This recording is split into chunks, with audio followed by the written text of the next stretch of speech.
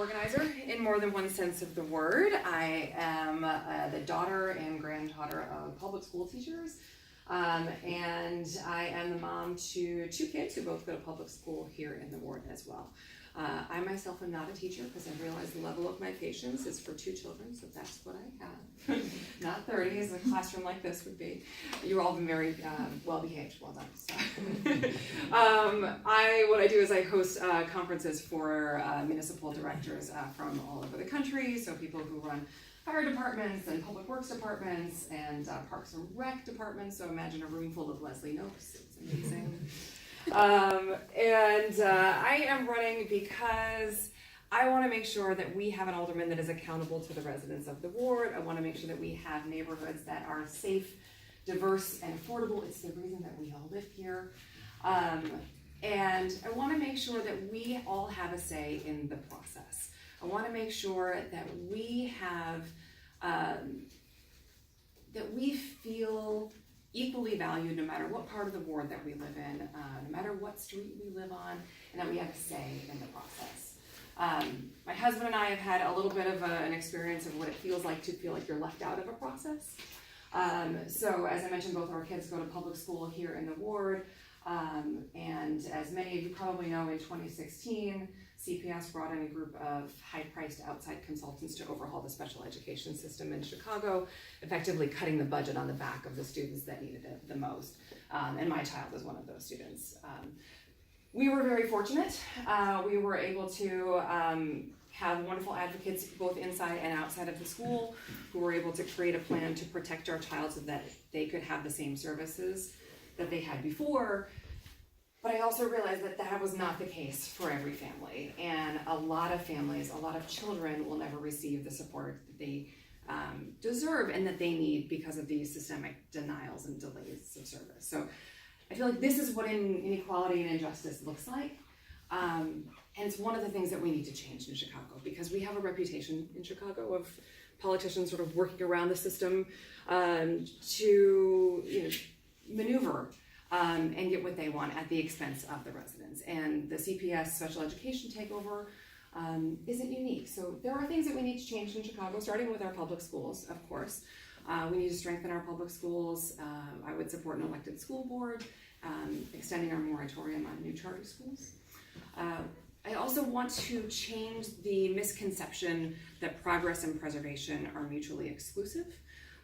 I definitely believe in economic development. It's a good thing. It makes our city vibrant, makes our neighborhoods vibrant, and it provides for jobs, but it can't be done at the cost of driving out long-term current residents or essentially changing the character of a community. And again, this is one of the reasons that we all live in places like Albany Park, where my husband and I live, or Avondale, because it's a very diverse community. We want to make sure that these communities stay protected and that people who want to stay here can afford to do so. Lastly, I want to make sure that we have a city government that is transparent and accountable to the people. I believe that the Alderman's office should be the very first resource for residents in the ward to know what's happening in City Hall. I want to make sure that the Alderman's office is very accessible to everyone. Amanda talked about 9 to 5 hours being tough for working people and for families. So one of the things that I would do is to host pop-up ward offices across different places in the ward, different neighborhoods, and at times that are going to be convenient for working people and for families as well. A little bit about me. As I mentioned, I host these conferences. I was actually the very first employee 6 years ago, so I have been working in a small business for the last 6 years, and have been able to build it from just the two of us sitting in a room to now 20 employees. And so I believe that people who work in small businesses understand what it takes to run a small business in the ward. We understand how to overcome objections and work with different people and build coalitions. I'll wrap up in here because I know we're taking a lot of time here. And I appreciate all of your attention. I'm running because I have been inspired by other candidates that I have worked for. I am a first-time candidate, but I have worked on campaigns like Amaya Pawar for governor, Daniel Biss, and Sol Flores as well. And they really inspired me with their authenticity and with their fearlessness. And I am running because I want to make sure that we have a city where we feel like we are part of the process, that we are valued, and that's giving these community decisions back to the communities. So Thank you again, I'm Katie Sieracki, and I will answer any questions that you have. Anybody, questions? You have a website? I do, katie2019.com. Katie 2019. Katie with an IE. I'll take this with. There it is. Yeah, I have another question. sure. I actually live in your ward, Wonderful. so I'm a voter in your ward. Yeah. With that said, I have a different question for you though, although, because I did like the fact that you hit on some larger citywide, initiative concepts as opposed to just keeping it all about the locality, because I think there are two sides to this role. Right. So you had mentioned keeping longtime residents with otherwise it becoming unaffordable for them.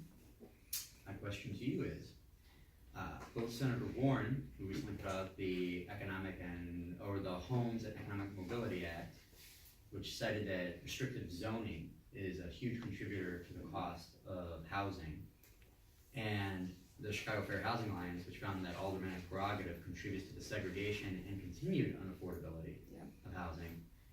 What is your take on improving the affordability of a neighborhood and retaining longtime residents? Yeah, I mean, this is a fantastic question, and two very good resources that you cited as well. I believe that keeping a neighborhood affordable has to come with a comprehensive solution. So we need to be looking at all of the different ways that we can do that, because I don't believe that there's one silver bullet. There are certainly things that we need to address, like aldermanic prerogative, that can keep affordable housing out of areas that need it. We also need to be looking at preserving the existing affordable housing or naturally occurring affordable housing that we have in our various neighborhoods. For example, our 2 to 4 flats. So we're seeing a lot of them being torn down, a lot of them are being renovated into single family homes, which if that's your home, that's your home.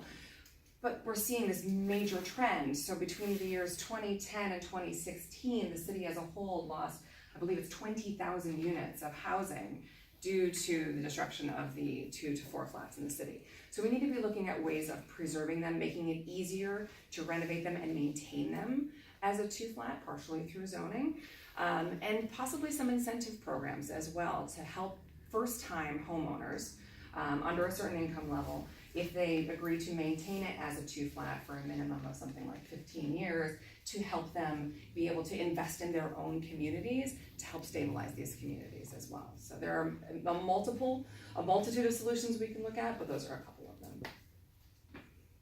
What else? Yeah. How long have you lived in Albany Park? Oh, great question. I meant to address this. So In the city? yeah, so my husband and I moved here in 2001, but our roots go a lot further back.